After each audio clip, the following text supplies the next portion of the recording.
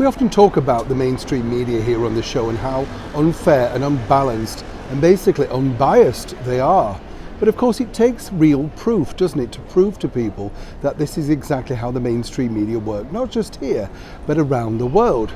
So imagine the situation recently when, of course, we had the problems with our current British Prime Minister, the Right Honourable Boris Johnson, who has been forced to resign simply because he's been hounded and hounded by the mainstream media. Now, yes, I will be the very first to admit that he's made various mistakes, but which minister doesn't, Let's be honest about that. But of course then, if the media decide that they don't want that particular person in power, particularly also if they're challenging their narrative, then it's time for them to go.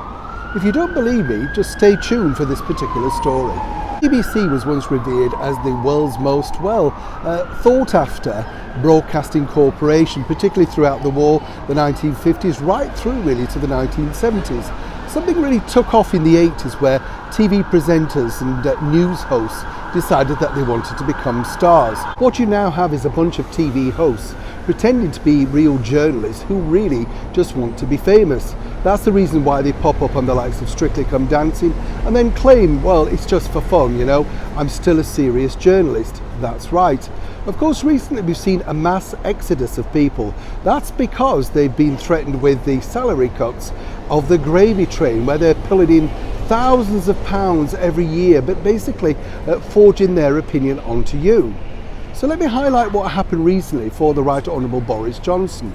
On the day that he was going through all the difficulties with various ministers resigning, etc., the Today programme, which is supposed to be the premier broadcast programme of BBC Radio, sent out this tweet.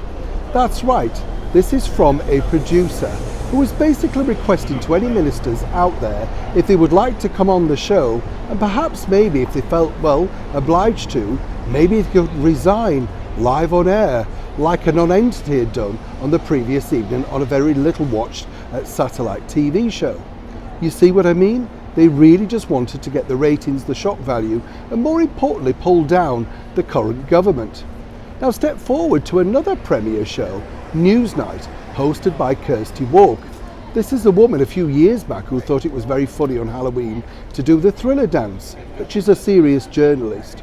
You get the picture. What they decided to do at the end of the programme, rather than roll the usual credits, what they wanted to do then was actually put the list of ministers who had resigned that day to the tune of the famous Bittersweet Symphony. Now, really, why is that a good idea, and how is that journalism? Is it journalistic to do it? Did it really serve a purpose? But no, this is the BBC that the British public have to pay for. And it's now clearly run by people who have never had any journalistic experience, but more importantly believe that it's, easy to laugh at the voter. Remember, this particular government was voted in on the highest majority in many, many years. But of course, it's only when you pull the money away from organisations like this that they truly realise who holds the purse strings. And for now, the BBC have yet to apologise for either of these stunts, but more importantly, this did help bring down the current government. And of course, when nobody's watching their programmes because whoever they replace them with has little colour or character, then guess who? It'll be your fault again for not watching. Either way, we're in a very dire straits with the mainstream media. I'd love to know your stories and what's your media like around the world. Is it as bad as the BBC? Or is it a little bit more, shall we say, tame and actually reports the news from time to time?